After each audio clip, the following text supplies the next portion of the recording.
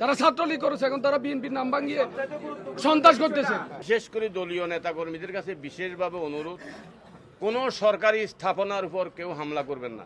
হামলাকারী যেই হোক তাকে ধরে দিবেন। কারো বাড়িঘরে, কোনো ব্যবসা প্রতিষ্ঠানে কোনো প্রতিশোধমূলক আচরণ করবেন না। আমরা বলতেছি আইনগত সিদ্ধান্ত নিব। কালকেও আমরা বসেছি, যেসব মামলাগুলো আমরা করতে পারিনি মামলা করব। কিন্তু প্রতিশোধমূলক হয়ে, ধরেন আমি রাজনীতি করি, আমার বাবা তো রাজনীতি করে না, আমার মা তো রাজনীতি করে না।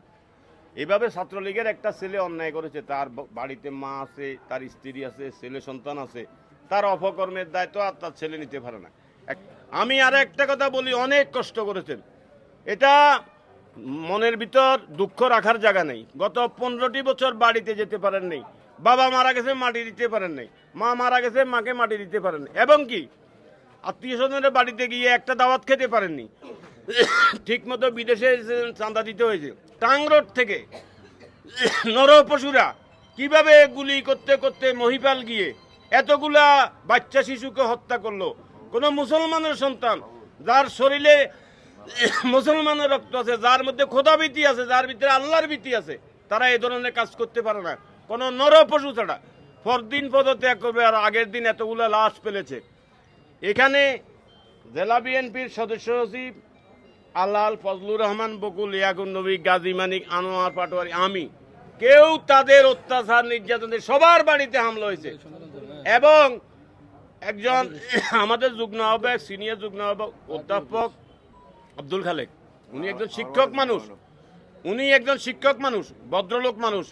উনি যেভাবে, উনার সারা ফেনী জেলাতে উনার অনেক ছাত্রছাত্রী আছে, এই ভদ্রলোক তার বাড়িতে গিয়ে, তো সেখানকার চেয়ারম্যান উনার নাম ধরে, উনার মায়ের নাম ধরে যে অকথ্য ভাষায় গালিগালাজ করেছে, এই জীবন ভয়ে উনি ঘর থেকে পালিয়ে গেছেন।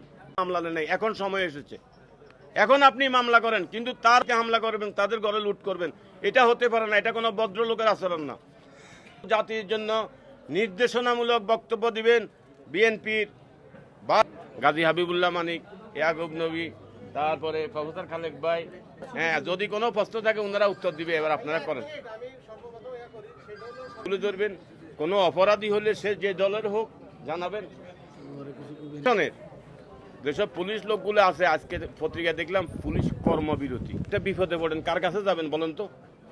এই জন্য সবাইকে বলতেছি, থানাগুলো, অতএব এসব অপকর্মগুলোর সাথে কেউ জড়িত হবেন না, এই বলে আমি বিদায়।